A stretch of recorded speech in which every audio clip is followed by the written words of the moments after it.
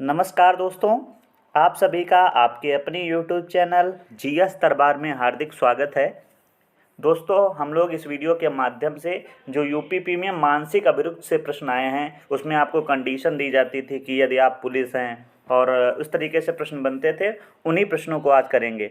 इसके पहले हम लोगों ने एक वीडियो के माध्यम से 20 महत्वपूर्ण प्रश्नों की चर्चा की है। मैंने जो है डिस्क्रिप्शन में उसकी लिंक दे दी है, आप वहां से उस वीडियो को देख सकते हैं। तो आइए आज इस वीडियो को शुरू करते हैं। आपका पहला प्रश्न है, आपको दैनिक आधार पर प्राप्त होने वाली प्रत्येक शिकायत को किस में रखना होगा? अगर आप पुलिस हैं तो आपको बताइए, गिरफ्तारी वारंट में, अपराध रिपोर्ट में, सर्च वारंट में या जनरल डायरी में? प्रश्न क्या है दोस्तों, यदि आप दैनिक आधार पर प्राप्त होने वाली प्रत्येक शिकायत को किस में रखेंगे बताइए? तो इसको आप रखेंगे जनरल डायरी में। तो ऑप्शन डी इसका दोस्तों सही जवाब है। आगे बढ़ते हैं, अगला प्रश्न देख लेते हैं। अगला प्रश्न है, भारतीय पुलिस पदानुक्रम में सहायक उप निरीक्षक एएसआई के ठीक नीचे कौन सा पद होता है? सिपाही, निरीक्षक, हेड कांस्टेबल या उप निरीक्षक? तो बताइए, एएसआई जो होता है उसके नीचे कौन सा पद होता है? सिपाही, निरीक्षक, हेड कांस्टेबल या उप निरीक्षक? तो इसका सही जवाब हो जाएगा हेड कांस्टेबल होता है। ऑप्शन सी इसका सही जवाब हो जाएगा। आगे बढ़ते हैं, अगला प्रश्न। जिस प्रश्न का आप इंतजार कर रहे थे, इस तरीके से प्रश्न करते हुए आपको आनंद भी बहुत आता होगा। लिखा है, अपराधियों का एक समूह धार्मिक स्थान पर छिपा है और बाहर नहीं आ रहा, आप उन्हें कैसे पकड़ेंगे? पहला ऑप्शन है, अंदर प्रवेश करेंगे और उन्हें पकड़ेंगे, या बाहर उनका इंतज़ार करेंगे और इस बीच कुछ नहीं करेंगे, या गोलाबारी शुरू करेंगे और उन्हें बाहर आने के लिए मजबूर करेंगे, या चेतावनी देने के लिए वक्ताओं का प्रयोग करेंगे और उन्हें बाहर आने के लिए राजी करेंगे। बताइए। तो देखो, पहला ऑप्शन क्या है, अंदर प्रवेश करेंगे और उन्हें पकड़ेंगे। तो ऐसा तो आप नहीं करेंगे, हो सकता है उनके पास जो है कुछ हथियार वगैरह हों और आप पर हमला कर दें, तो आप अपनी जान से इतनी जल्दी जोखिम में नहीं डाल सकते हैं, क्योंकि आपको पता भी नहीं है कि कितने अपराधी हैं वहाँ पे, और साथ ही साथ उनके पास में क्या असलाह है या उनके पास क्या अस्त्र शस्त्र है, तो वो तो पता नहीं। तो ऐसे तो प्रवेश आप नहीं कर सकते। या बाहर आने का इंतज़ार करेंगे, ऐसा भी आप नहीं करेंगे।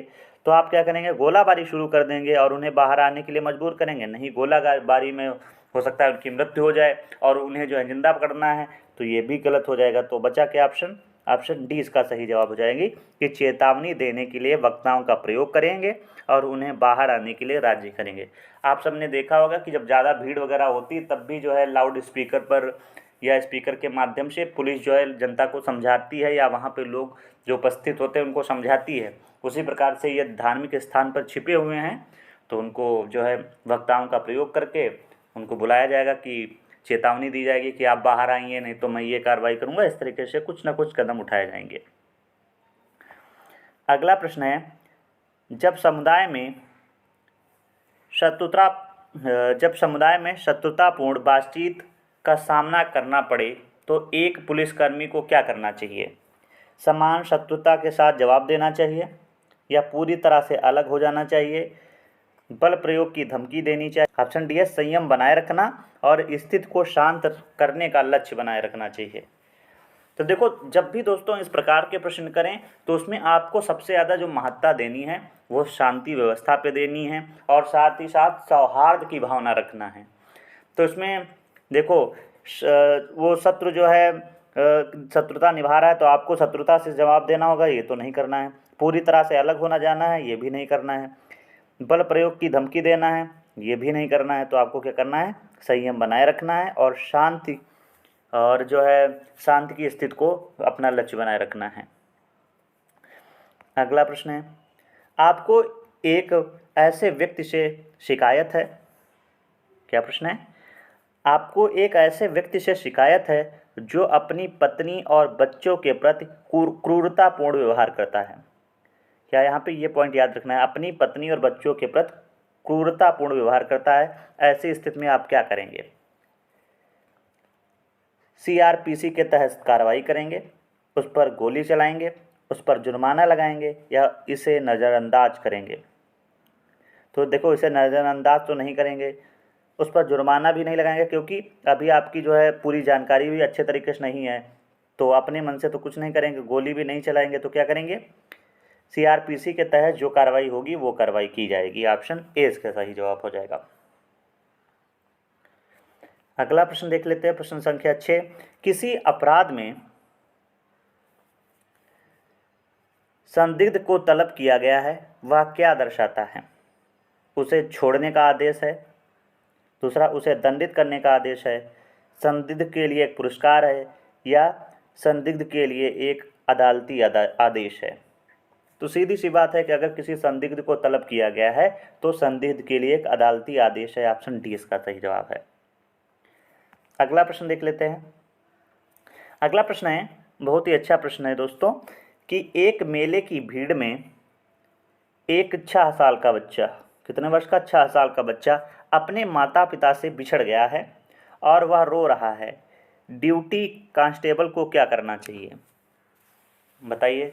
बच्चे से उसका नाम, माता पिता का नाम, पता पूछना आदि ये करें, या बच्चे को प्यार से अपनी गोद में उठाएं और उसे सांत्वना दें, या मेला स्थल व थाने से मालूम करें कि किसी बच्चे के खोने की सूचना तो नहीं है, या पता लगने पर बालक को उसके माता पिता के पास पहुंचा देना चाहिए।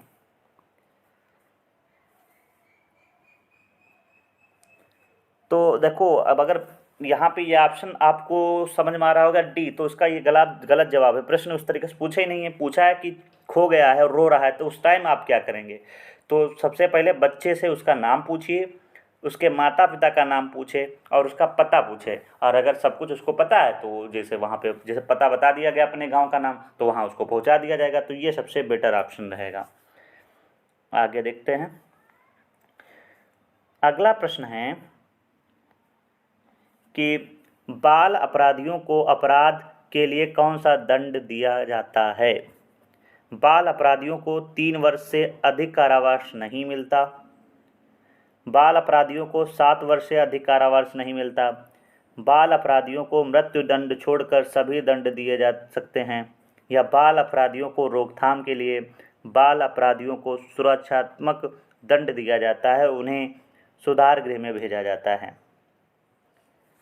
तो यही है सही इसका जवाब, ऑप्शन डी, कि बाल अपराधियों को रोकथाम के लिए बाल अपराधियों को सुरक्षा में पड़ रहा था, सुधारात्मक दंड दिया जाता है और उन्हें सुधार गृह भेजा जाता है। क्योंकि अभी वो बच्चा जो है छोटा है या नाबालिग है, तो उसको अभी सुधारा जा सकता है, उसकी मानसिकता को चेंज किया जा सकता है। जो उसने गंदी मानसिकता अपनी बना ली थी उसको सही किया जा सकता है, तो उसे सुधार गृह में भेजा जाएगा और वही उसका दंड होगा।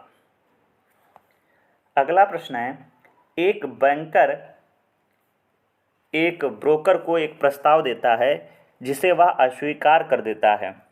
बैंकर ब्रोकर पर बैंक को नुकसान पहुंचाने का आरोप लगाता है और उसके खिलाफ NPA की शिकायत दर्ज करता है। आप क्या करेंगे? आप मामले की जांच का आदेश देंगे, फर्जी आरोप लगाने वाले बैंकर को गिरफ्तार कर लेंगे, या नुकसान के लिए ब्रोकर को गिरफ्तार करेंगे, या शिकायत स्वीकार करने से इनकार कर देंगे। तो आपकी तो जिम्मेदारी बनती है कि मामले की सबसे पहले जांच का आदेश दें। तो ऑप्शन ए इसका सही जवाब है। अगला प्रश्न देख लेते हैं, प्रश्न संख्या 10। आपराधिक जांच में फॉरेंसिक साक्ष्य का क्या महत्व है? बहुत ही अधिक महत्व है, देखते हैं। फॉरेंसिक साक्ष्य न्यायालय में अप्रासंगिक और अविश्वसनीय है। अगला ऑप्शन, तो ये तो पहले गलत हो गया है, क्योंकि जो है फॉरेंसिक अप्रासंगिक होता ही नहीं है, ना ही अविश्वसनीय होता है। अगला है, फॉरेंसिक साक्ष्य तथ्यों को स्थापित और संदिग्धों को अपराध स्थलों से जोड़ सकते हैं और आपराधिक मामले का समर्थन कर सकते हैं। तो ऐसा तो हो सकता है। आगे ऑप्शन देखते हैं।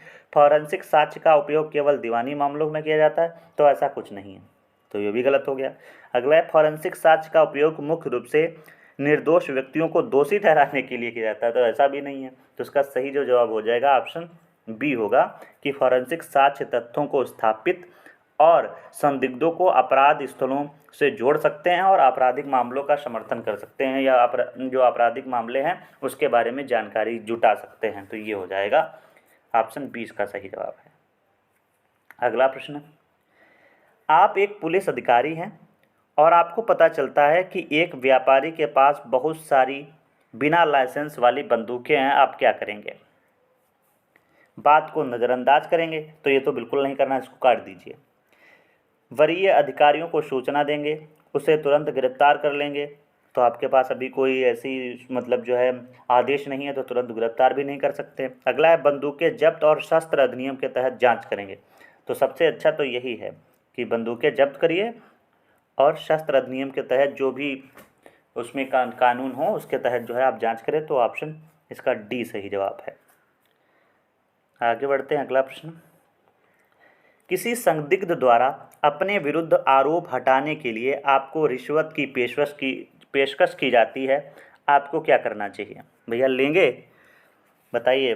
रिश्वत स्वीकार करें और आरोप हटा दें, आरोप हटाने से पहले अधिक रिश्वत पर बातचीत करें, रिश्वत नहीं लेंगे और प्रस्ताव की सूचना अपने वरिष्ठ को दें, या अधिक रिश्वत ना मिलने पर कठोर आरोप लगाने की धमकी दें।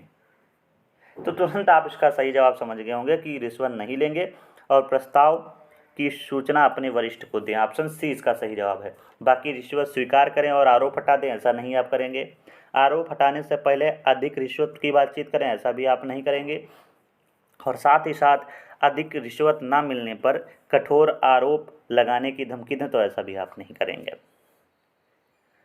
अगला देखते हैं। प्रश्न संख्या 13 है, बच्चों की देखभाल और सुरक्षा के लिए बाल कल्याण समितियों और किशोर न्याय बोर्डों की स्थापना का प्रावधान करता है। किशोर न्याय अधिनियम 2005, किशोर न्याय अधिनियम 2000, बाल श्रम अधिनियम 1986 और या फिर यौन अपराधों से बच्चों का संरक्षण 2012। यहाँ पे पूछा क्या गया है, बच्चों की देखभाल और सुरक्षा के लिए बाल कल्याण समितियों और किशोर न्याय बोर्ड की स्थापना का प्रावधान करता है। तो इसका जो सही जवाब हो जाएगा ऑप्शन ए। कौन सा? किशोर न्याय अधिनियम 2005। अगला प्रश्न, आपराधिक जांच प्रक्रिया में निम्न में से कौन सा चरण आवश्यक है?